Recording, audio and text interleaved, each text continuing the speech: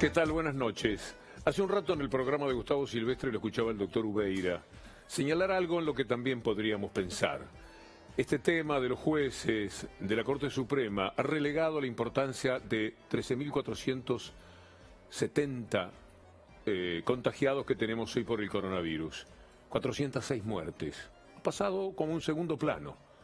Ha perdido la importancia que tenía cuando moría mucha menos gente y se contagiaba también mucha menos gente. La situación económica es preocupante, todo el tema del dólar también queda relegado por la discusión en torno a Bruglia y Bertuzzi. ¿Quiénes son Bruglia y Bertuzzi?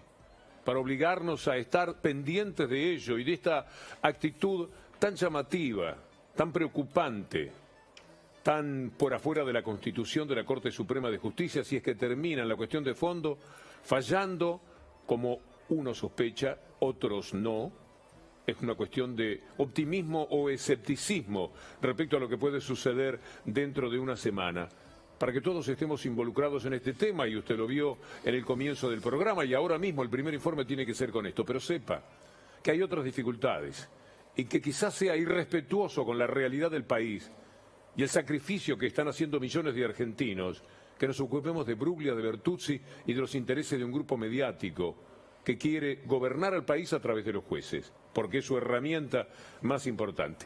Esta como una primera reflexión. Después vamos a discutir, hay un lado y otro del mundo, del espectro periodístico, en el que, por ejemplo, en el tema que hace a la discusión por los jueces, algunos se rasgan las vestiduras para que permanezcan en el lugar donde nunca debieron estar. Nunca debieron estar. Y sin embargo se quedaron allí. Y del otro lado, los que pensamos distinto. Vamos a escuchar a unos y a otros, hasta con respeto si se quiere. Hay derecho a pensar como se le ocurra a cualquier periodista siempre y cuando esté pensando por sí mismo y no en nombre de los intereses de alguna empresa que se lleva todo por delante. Ojalá que sea en el nombre propio. Bueno, este es el primer tema inevitablemente. El saludo para el equipo. Empiezo por el profe Romero. ¿Cómo va, profe? ¿Qué tal, Víctor Hugo? Qué parecido a una campaña de desgaste y derribo, ¿no?, que están encarando los grandes medios. Son varios los temas, me parece que hoy lo vamos a estar desarrollando a lo largo del programa. Sí. Sofía Caram.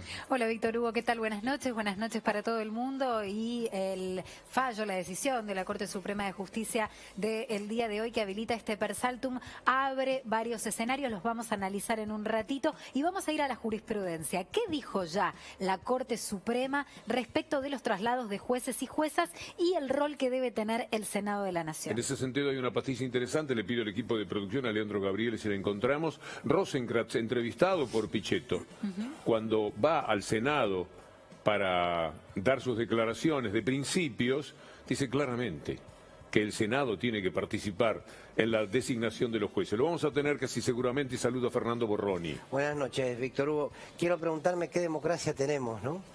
¿Qué democracia tenemos? Parece que tenemos una democracia de forma. El fondo de la democracia quedará para los libros que nos explicaron que tiene que ver con el gobierno el pueblo gobernando a través de sus representantes. Parece que no es así. No es parte del informe con el que vamos a abrir el juego en el tema que hace a los jueces Bruglia, Bertuzzi y Castelli, pero es lo que le decía recién.